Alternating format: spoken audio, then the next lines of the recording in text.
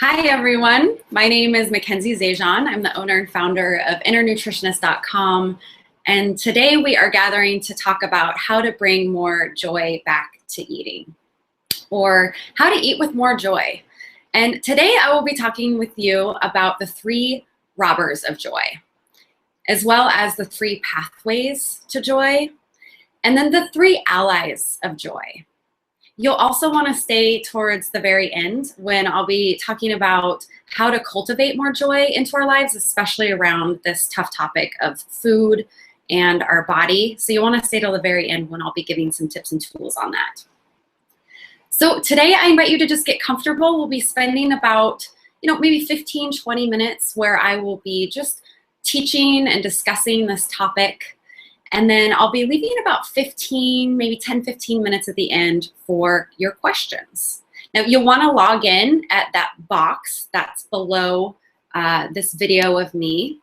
And you'll want to just push that white button that says log in. And that will be your way to ask questions. It'll be your way to comment. And I'll even be inviting you to maybe share a little bit today in that chat box. So be sure to do that.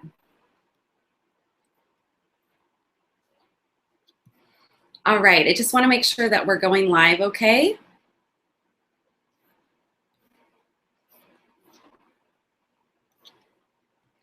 And it looks like we might be having some complications going live here. Let me ask.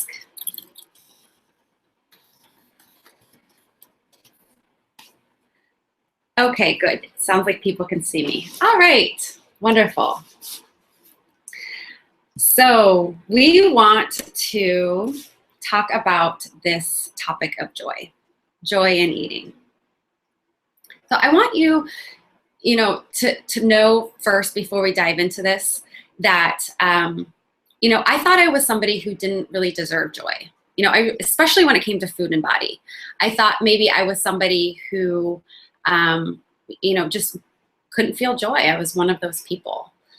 And I thought I had to get everything under control, especially my body, especially food, before I could maybe magically appear to this place of joy land.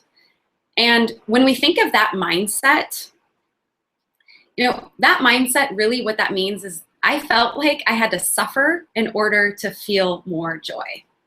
And that doesn't really work. Right? Suffering to feel more joy, that doesn't really work, or does that add up?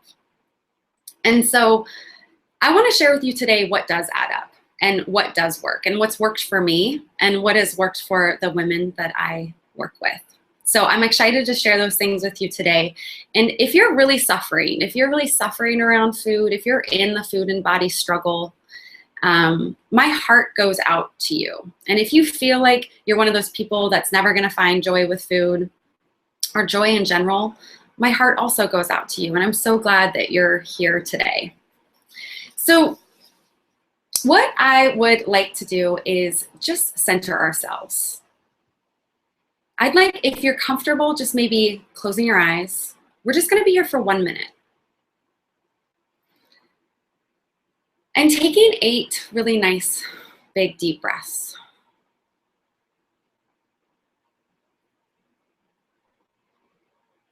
And go ahead and count them.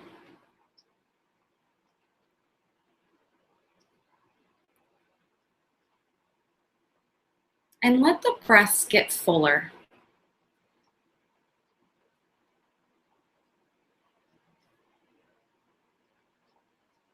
And even fuller.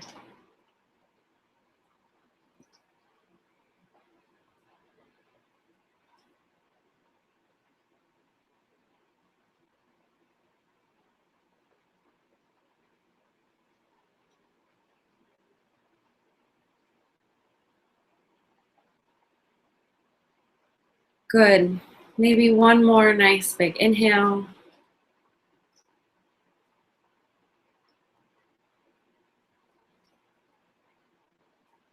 All right. Everything is so much better when we find our center. And this might feel a little woo to you, but our science is really showing that when we just take these few seconds, we can feel more grounded and we can be more us. We can be more you.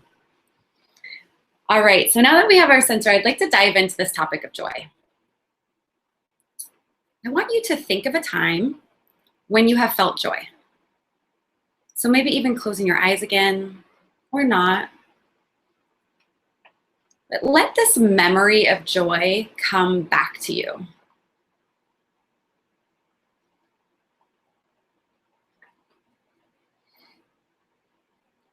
And really relive this memory.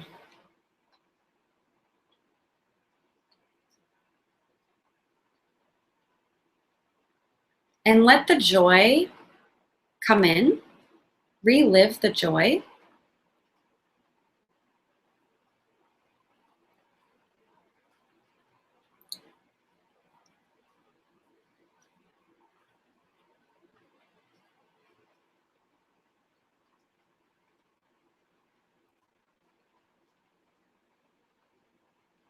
And I just got a message in the chat box that maybe we aren't live.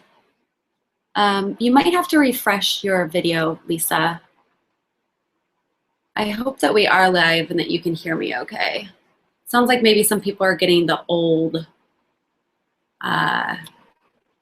video. In that case, I'm sorry. And I'm gonna trust other people can hear me live. So if you are on live and you can hear me talking about bringing the joy back to eating, please let me know that you can hear me. And I'll just carry on. So I wanna share with you a couple examples of when I have felt joy recently. And one of them was a couple weeks ago. You know, we're in the holiday season here. And okay, good. So people can see joy, joy, joy. I see you live. Wonderful. Okay, great. All right. So a couple weeks ago, you know, it was the weekend before Thanksgiving, and I was in session with a client. I've asked this client's permission if I can share this story. And our time was winding down together. Our session was winding down. And I asked her, you know, what are your plans for the weekend? What are your plans for Thanksgiving? And she immediately started to change in color and excitement. She said, oh, well, I'm going back to see my family and especially my sisters. She's really excited to see her sisters. She's going to get on a plane to see them. And, oh, how neat. That's so wonderful. And she said, yeah, they tend to bring 2 cars to the airport. And I said, 2 cars to the airport? Weird. I was thinking, does my client bring this much luggage with her? Why would they bring 2 cars to the airport? And she could see the perplexing look on my face. And she said, yes, they bring 2 cars to the airport because so many people want to come and greet me. Everyone wants to come and make sure that I've arrived well and greet me. And, you know, I just imagined myself being at an airport and seeing 2 cars arrive and this group of people getting out of these cars to just tackle my client and welcome her. And, you know, as she was sharing this, there was a real sense of joy that she was feeling and a real sense of joy I was feeling because of her joy. Now, another time that I felt joy was on my Thanksgiving weekend. And I want to share with you a picture here of my siblings and I were very close, and we spent some time over Thanksgiving weekend, and my brother brought a brand new puppy. And here's a picture of this brand new puppy. This is Luna. Oops. I was gonna do it in full screen, but it looks like it won't let me show full screen. And this is Luna. And isn't she just the sweetest? She is 50% Rottweiler, 50% Black Lab. And she's no bigger than a football. You know, maybe she's bigger than a football now. But she was just a bundle of joy and still is a bundle of joy. And it's just absolutely loving her. So those are some examples of some joy that I've had in my life recently. And hopefully you've thought of your own, and maybe you even see some joy here, even through maybe like the picture of Luna. Now, in the spirit of talking about joy today, I want to talk about the three robbers of joy that, when we're in these mindsets and when we're experiencing these three robbers, it's inevitable that we most likely will not feel joy. All right. So I'm going to go to my notes here, and I want to make sure that I cover everything that I have prepared for you today on these three robbers. So the first robber of joy is guilt, right? For us women who are in the food and body struggle, we know this feeling so well. It is all too familiar to us. And this guilt puts us in a constant state of worry. It puts us in a constant state of regret. It has us totally preoccupied about what we did or didn't do, what we should do or what we shouldn't do. And it takes up so much rent in our minds and our brains and our hearts that there's very little room for joy. And in fact, if joy had an opposite, it would be guilt. Okay, so that's our first robber, is guilt. Our second robber is comparing. All right, so when we are sizing ourselves up, when we're sizing up our body and comparing it to other people's bodies, which in itself is really interesting, right? Because it depends on who we're sitting next to, or depends on what room we're in, and who we're sizing ourselves up against. That will always kind of change how we think about our bodies and how we view the size of our bodies. And so in many ways, body image is a very alive topic. It depends on who we're next to. So if we're sizing ourselves up, our bodies, or if we're sizing up our nutrition plans to others, we're inevitably in a state of insecurity. It has us doubting ourselves. It has us doubting our bodies. It has us doubting our nutrition plan. And essentially, it just has us feeling awful, just flat out awful. And that's how comparisons work. Naturally, comparisons, we are comparing our worst attributes to their best attributes. And that's just a guarantee recipe for feeling doubt and feeling awful. And there's not a lot of room for joy there. So that's our second robber of joy, is this comparing mind, okay? Now, our third robber of joy is waiting, okay? So I did this a lot, all right? So now if you're waiting to become a size 6 or a size 2 or a size 10 or whatever it is, and if you're waiting to become that successful vegan someday, and you're just waiting for that thing to help you drop you off to Joyland, a bit of a spoiler alert here is that you're in an illusion. That's illusionary thinking. Joy doesn't work that way. Maybe you just felt some joy just now. Maybe, seeing the picture of Luna, the puppy, or maybe your own memory. Or maybe this woman who has 2 cars that greet her at the airport when she comes home. Maybe you tapped into some joy there. And, just notice how joy doesn't discriminate. It didn't care what you ate for breakfast. It didn't care what the size of your waist is right now or the size of your thighs. It doesn't care how big your house is or what car you drive. Joy doesn't work that way. Okay, it's not something that's achieved in the future. Okay, so waiting for a certain something, a certain thing to take us to Joyland, that is certainly a robber of joy. Okay, so those are our 3 robbers. We have guilt, we have the comparing mind, and we have waiting. All right, so now let's move into the 3 pathways to joy. I'm gonna take a quick sip of water here. Okay, so the 3 pathways to joy. The first one is permission to feel joy with food. Okay, now when we hear permission and food in the same sentence, sometimes that makes us nervous. This is not permission to binge. This is not the screw it plan. This is getting exactly what it is that you want to eat. Giving yourself full allowance and permission to getting exactly what it is that you want to eat. If you get exactly what it is that you want to eat, you are much more likely to feel joy with your food.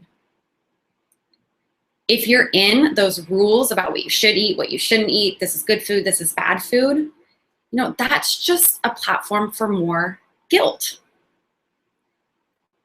And that's a platform for more preoccupation about food. That's a platform for, trying to think about our food so much, control our food, and eventually abuse our food. And when we really allow what we want to eat, we're much more likely to feel that joy. Now, if you don't know what you want to eat, you might need to taste a few things. You might need to smell a few things. Some of us might need to develop this skill, especially as we're changing our relationship to food and understanding what it is that we actually want to eat. So you need to maybe be patient here. You might need to smell something or taste something. And I'll be sharing a little bit more tips on this towards the end. And if you've dieted a lot, it's going to be really hard to know what it is that you want to eat. So you might need some extra support on this. All right. So permission to feeling joy with food and getting exactly what it is that we want. That's the first pathway to feeling more joy. Now, the second pathway to feeling more joy is you do you. All right. So you want to keep your friends, your families, your coworkers' nutrition plans separate of yours. The best to your ability.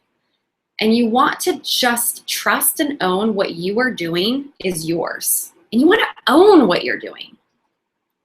You want to, sorry, I'm getting a little distracted here because it just said I'm logged out of my chat box, but I need to log back in. So you want to keep that comparing mind to a minimum. And you want to own what it is that you're doing. Now, this can be challenging because we live in a diet culture, right? It's everywhere. It's constant. And there is so much overwhelming information out there. It's because that there's as many plans out there as there are people. It's because science is truly an individualized science. Okay? What works for another person doesn't necessarily work for another. And there's so many books and programs out there is because everyone finds something, they want to shout it out to the world. They want to write books about it. You have your own book and you have your own textbook. So you want to try to stay your lane the best to your ability and that you do you. Now, this can be, we're talking about this around the holidays. This can be especially difficult around the holidays because we're around family members, we're at parties, people are talking about New Year's resolutions, so this can be challenging. And, people might not get your non-diet approach because it's revolutionary. You're on the cusp. It's revolutionary. So people might not get it. Okay. And in turn, you might be triggered by other people's plans. Okay. So you want to do the best that you can to just stay your lane, you do you. And that is guaranteed to help you set you on a pathway towards joy. All right, so the third pathway to joy is remembering that joy is a mindset. Joy is not a thing. It's not a number. Okay, joy is a mindset. It's something that we cultivate. It's something that we find, that we look for. It's a perspective, okay? And it's truly an inside job, right? Remember, joy doesn't care what you had for breakfast. It doesn't care how big your house is. It's truly something that we cultivate from within, okay? And if we can remember that, that's not something way out in the future. It's not a thing. It's not a number. It's something that comes from within. We're definitely on our pathway to experiencing more joy. So those are the three pathways to joy. We have permission to feel joy with food. We have this phrase, you do you, and staying in your own lane. And we have to remember that joy is a mindset. All right, so those are the 3 pathways to joy. All right, so now we're on to the 3 allies of joy. And I'm not going to spend as much time on these. Now, the first ally of joy, and I would say, if joy is a word that you struggle with, I certainly struggled with joy, and just the word joy, it turned me off. So you might want to think about these 3 words instead that I'm about to discuss. And this first one that I'm about to discuss is essentially what I consider the best friend to joy. Okay. And this is humor. All right. Humor is joy's best friend. If we can find humor, if we can look for it, and if we can, feed our perspective with just a little bit more humor, we are definitely bound for more joy. So I have a joke for you. How do you practice a safe lunch? Any ideas how you practice a safe lunch? You use a condiment, right? Oh, I think that's a good one. Everyone's going, Mackenzie's cool now, but she's a little corny. So you use a condiment. So it's humor, all right? The second ally to joy is amazement. Amazement.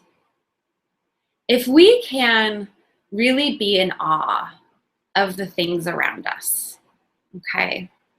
And this is the thing about joy, is that it's a muscle. So if we can practice it around food, we can practice it with non-food things, and we still flex that joy muscle. So if we can practice amazement with the things around us, whether it's food or non-food related, this is definitely an ally to joy. So I have a little story about this. So this week I've been really thinking about these amazing cinnamon rolls that this bakery in Seattle makes. And so I went to the bakery and I wanted to get exactly what it is that I wanted, which is this cinnamon roll. And I walked into the bakery and they were out. They were out of the cinnamon rolls. So I had to, excuse me just a minute, I have to move this. So I had to adjust, right? Okay, there's no more cinnamon rolls. So I looked around, what is amazing here? What is truly amazing? And I was at a bakery, so pretty much everything was amazing. But I looked around what looked so amazing. And what came forth was this chocolate donut with these like cinnamon, it's like this cinnamon sugar sprinkle on it. I mean, look at this thing. This thing is truly amazing, right? I mean, it's just incredible. And so if we can remember to look at our food and be amazed by it, or look at things, maybe just like the color of the leaves, or the amazement of the snow falling on the ground, or whatever it is, this is a real ally to joy, okay? Now, the third ally of joy is pleasure. Now, I haven't met a woman yet who's in the food and body struggle that doesn't also struggle with pleasure. Pleasure it can be a really challenging one, okay? We've got to cultivate more pleasure in life and more pleasure with food. We have to drop this mindset that we have to suffer. We have to constantly suffer. We have to constantly worry. And that's going to somehow, if we just do that enough, we're going to somehow get there. We're going to somehow get to this place of joyland. But again, that's an illusion. You got to practice bringing pleasure in now. Now, there's some amazing research around this. When we're genuinely eating with pleasure, and not just eating, but when we're genuinely feeling pleasure, we see our metabolic rates increase. Pleasure literally speeds up our metabolism, okay? Now, when it comes to eating, and when we are eating for pleasure, we also see that our digestion really improves. The body is able to digest more than it would if we were just eating out of guilt. So pleasure is certainly an ally here, Okay, so we have these three allies to joy. We have humor, right? You know, you need a condiment. We have amazement, and we have pleasure. And those are our three allies to joy. So I'd love to hear from you now in the chat box. You know, what has been most helpful for you so far? You know, I've covered the three robbers of joy. I've covered the three pathways to joy and the three allies to joy. And we're going to be moving on into what cultivates more joy here in a few minutes. I really encourage you to share. You know, as we share, you know, don't be timid to share. As we share, it really helps us absorb our learning even more. So, you know, do this for yourself. You know, just a quick sentence, maybe what has been most helpful for you so far in these. All right, good. So I'll have people share in the chat box as we go along, and I'll come back and read those in a few minutes. And we're going to move on to ways to cultivate more joy. Specific ways. Now, we're moving into behaviors. This is the actual behavior of cultivating more joy. I just spent quite a bit of time talking about the psychology of joy. Now we're moving into the behaviors of joy, okay? So if you're struggling with these behaviors or these types of behaviors that I'm about to talk about, odds are you need a little bit more help with the psychology. These two go hand in hand. We're so quick to be like, oh, I'm not doing what I'm supposed to be doing. That's a sign that you're just needing a little bit more help on the psychology realm, all right? So let's move into the behaviors. All right, so when it comes to cultivating more joy, especially with food and eating, I've already talked about this, I'm going to reiterate it one more time, is that you want to get exactly what it is that you want to eat. I want you to be really picky. I want you to be like a 3-year-old picky eater. I want you to only get exactly what it is that you want, the best to your ability. Okay? And then I want you to look at it. I want you to look at the food and be amazed by the food. All right? Just like maybe one thing, the color or maybe the shape of the food, or what flavor you're anticipating, but just fully be amazed by it. Okay, like the cinnamon roll I was thinking about, that's truly amazing, or this donut that I'm going to be enjoying here after our gathering. You know, it's truly amazing. You know, potato chips, those are a little bit of like salty heaven. You know, carrots, those are crunchy fresh. You know, what you want will depend on the moment, but be amazed with what you've chosen. All right? And another way to cultivate more joy is to be grateful for what you've chosen. You know, zoom out, you know, kind of step away from the grind of the day just for a moment and just be like, who grew this food? Where did this even come from? Who drove the truck to the store that brought this here? You know, who baked it? Just giving it some thought about where this food even came from. And that can bring on, like, you know, a feeling of gratitude. One of my favorite ways to cultivate more joy is to have music with food. You know, so maybe, you know, picking one day a week, you know, or just once. You know, it doesn't have to be so structured. You know, maybe even just tonight. You turn off the TV and you put some music on for your meal. Okay? Now, if you don't have Pandora on your phone, I suggest you get Pandora and you set the mood just right with the Billie Holiday station. That will set you up just right. Another thing that I've been doing this week to bring more joy back to food is I've personally really struggled with cooking lately. It's not been at the top of my list. I know some of you I work with, you already know this, that I don't do a lot of cooking. I'm a nutritionist, but I also lead a busy life. So I don't do a ton of cooking. And I've been kind of just in a rut with cooking lately. There hasn't been much joy there. And so this week, I lit a candle before I cooked. It doesn't have to be woo. It doesn't have to be this big deal. But you know what it just represented for me was just like, I get to do this. I get to have the means to have this food.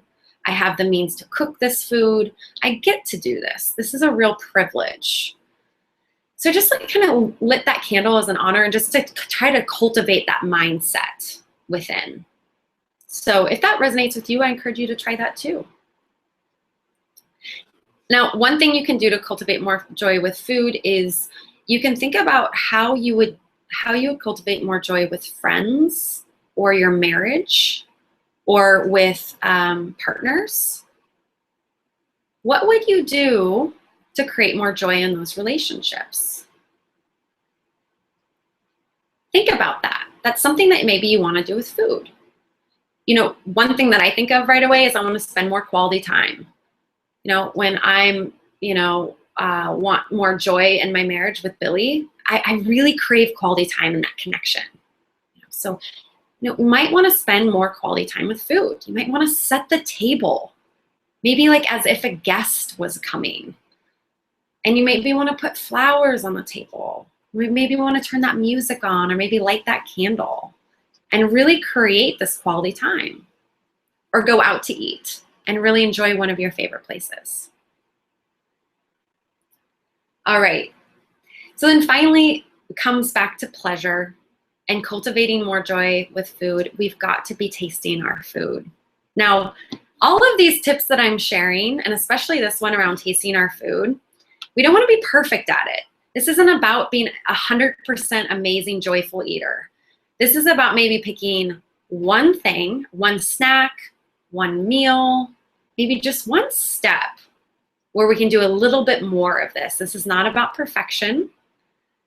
So when it comes to tasting our food, we all know that experience where we've maybe driven home and we get to the driveway or we park the car on the street and we go, oh my gosh, how did I get home? Gosh, I hope I stopped at all the red lights. We were really mindless. The same thing happens with our plate of food. We look down and the plate of food is gone. And we go, oh my gosh, what happened? I missed it. And so that happens sometimes. What we want to try to do is we want to maybe pick one meal, one snack where we're fully present, where we're truly tasting it and staying with each bite to the best to our ability. So these are ways to cultivate more joy with food. Now, like I said, you can flex the muscle. It can be food related or non-food related. So you can just take inventory of what brings more joy into your life in general. Doesn't have to be food related. So maybe thinking about that memory. What was it about that memory that I asked you a few minutes ago to think about? What was it about that memory? What brought you more joy? You want to memorize those and try to surround yourself with those things a little bit more, or that mindset a little bit more. Really common things that bring more joy are nature, animals, right? Luna, children, an amazing bottle of wine. It can be big or small. Last night, Billy and I were decorating our Christmas tree because we celebrate Christmas. And I want to share with you an ornament that brought so much joy to me that I had forgotten about. Look at this thing. Look at this thing. It's a tiny sweater. It's a tiny sweater ornament. I was like, okay, this brings me an enormous amount of joy. So cool. So we want to just think about what really brings us joy and soak it in. So I would love to hear in the chat box the one thing that you can do to just bring a little bit more joy to your life. It can be food related. It can be non-food related, but just one thing, one step, or one kind of mindset that you want to create just a little bit more in your life. Now go ahead and share that in the chat box now. And let it be, don't force it. Maybe just pick one.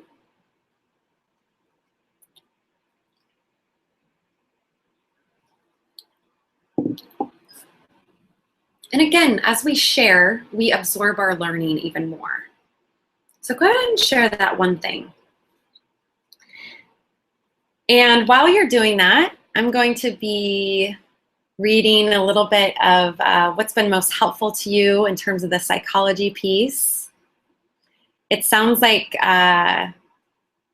Guest 105, really loved the amazement. Looking at the gorgeous green kale leaves is truly amazing. Yeah, I can really feel the amazement there, absolutely. Leslie says, you do you, and the friends of joy, humor, and amazement. Absolutely, yes. Thanks, Leslie. I'm glad that those resonated with you. Lisa says, smell. Yes, perfect. And good. Mary Lynn says, comparison is definitely something I struggle with, and I found that it is really helpful to stay in my own lane, as you put it, and let other people do their crazy diets or whatever, and just keep on keeping on with my own path. Yes, good for you. Wonderful. Yep, that's the idea. And we might need some more support around that. And that's why I love these online gatherings, because, you know, we need this extra support. Good. So it looks like some people are sharing things that they are going to try to do to bring more joy back into their lives. Lisa is going to do more singing, which I started doing this week. Yay, Lisa! Singing, singing, singing. Yes, good. Love it. Leslie says she wants to create time for food. Rushing and eating late and having to run out to the store to get something to eat takes the joy out of food for me. So, so, so true. Like that rushing, eating late, you know, so creating some more time for food, just, you know, not making it a huge thing, Leslie, but just a little bit more intention, you know, thinking about what it is that, you know, maybe you want to just maybe plan a little bit more, so you know, it doesn't have to be so rushed. I love that. Guest 549 says, my dear friends, yes, friends and joy. Absolutely. Absolutely. Yep, and Leslie says, so doing a little planning ahead to create space for food so I have more peaceful energy around it. Absolutely. Yes, good. And again, this is so not about perfection. You know, we hear things like this. You know, you've heard me talk for the last half an hour, and I realize we're kind of going over time here, but I've promised you to 30 minutes, so I apologize. You know, just not being perfect with this, just picking one thing, you know, one step. Marilyn says music, listening, and playing more music. And Guest 105 says slowing down and being aware of the long list of things and people I'm grateful for. Yeah, those are all pathways to joy. So wonderful. Great. Good. Well, thank you all. You know, this has been really helpful for me. Some of you know that I've struggled with joy around eating lately. It's not been at the top of my list, so this has been really wonderful for me. I've also added music, more music, and lighting that candle before I cook. For some reason, for me, that's been really resonating. So now I'd like to move into the portion where we ask questions. I'll be available here for about 10 more minutes. Where you're welcome to ask any questions. Now would be a good time to do that in the chat box. And it can be about this topic or a different topic. And this week, I had one person, Sarah, who was not able to be live, and she sent in a question. And her question is, I easily get overwhelmed at parties or buffets where there are large spreads of food, and I want to try to bring more joy to these situations. How do I do that? So thanks, Sarah, for sending in that question.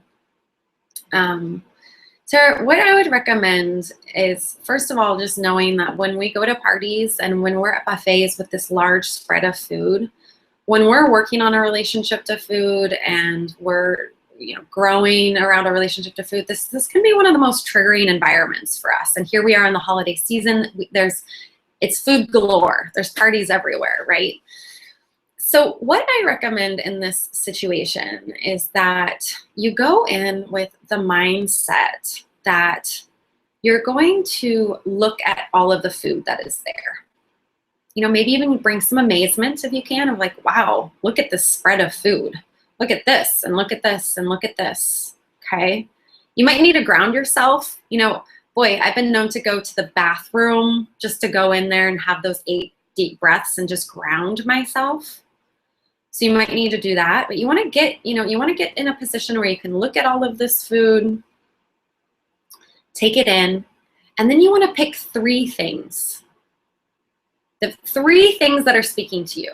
You know, don't judge them, not like shoulds or shouldn'ts, just those 3 things that are popping up to you, let them be there and go ahead and put those 3 items on your plate.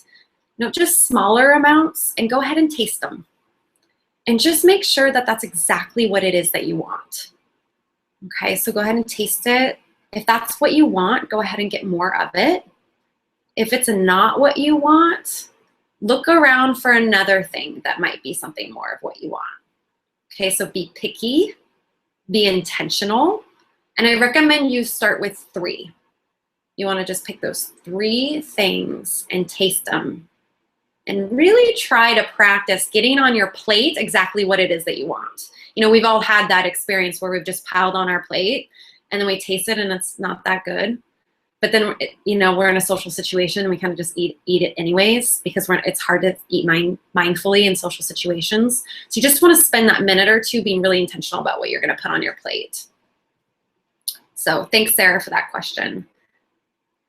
I'm wondering if there's any other questions. You guys are quiet today. I don't see any other questions in the chat box.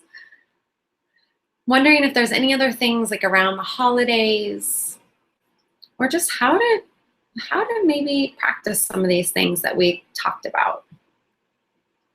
Here's a question. After working hard, I often think I deserve to overeat or drink. Any suggestions on how to interpret this pattern? So after working hard, I often think I deserve to overeat or drink. Yeah, absolutely. You know, it's like, oh, I deserve this. You know, I've been so good all day, or, you know, I've worked so hard all day. I deserve a reward, or, you know, I deserve this cookie or this bottle of wine or whatever it might be. So such a good question. So a couple things, guest 105, that you want to think about. If you haven't seen the frenzied eating gathering, I actually took that down. I'm going to get that up on the website again this week. So you want to look out for that. I think I'm going to post it as videos or free resources or something like that. But I talk about this kind of nighttime eating and this deserving nature. So you might want to check that out. But essentially, there's 2 things that I'm thinking about with this. When we say we're deserving of food, odds are that food is providing a much needed break. Okay? We have been working so hard, just plowing through our day, bulldozing through our day, and then when we get home, we just want to let it all go. And there's a sense of, I deserve this. And that food is stepping in as a break, because odds are you didn't take many breaks throughout your day. So you might want to think about how you take breaks. We all need breaks. And if we don't take breaks, food is going to step in and be that break for us. Okay, so you want to think about that. That's the first thing you want to think about. The second thing you want to think about just flew out of my mind. It's going to come in just a second. When I deserve to overeat and I deserve to drink. Yes. Okay. So the food also might be stepping in as this reward. So again, just kind of like the break taking, you might want to think about how you reward yourself. You know, how you truly reward yourself. You know, some of my clients, they've heard me talk about this. I call this vitamin R. As women, we do everything for everyone else. We are very good at this. But when it comes to deserving things for ourselves, there's a gap. Okay, it's kind of a nice way of saying it.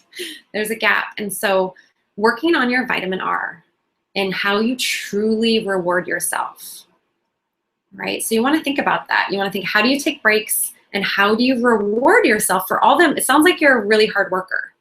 A lot of us women are.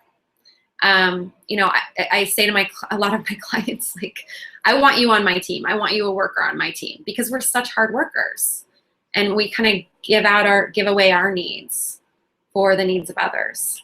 So you want to think about how you reward yourself and how you take breaks. Okay, good. Final call for questions.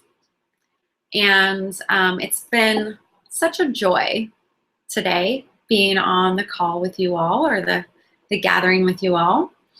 And please let me know if you have any ideas for future gatherings. Now would be a good time to chat, put that in the chat box. And I'll do my best to either answer those through blogs or through future online gatherings. And I'll be planning to have a next online gathering in February. I'll be taking the month of January off from online gatherings because I will be traveling through New Zealand with my husband. And I have some other things planned for you in January. So any ideas on what you'd like for blogs or online gatherings, go ahead and do that now. And we'll just go ahead and sign off. And I wish you all happy holidays and a wonderful Saturday. And it has been such a pleasure spending this time with you all. Thank you.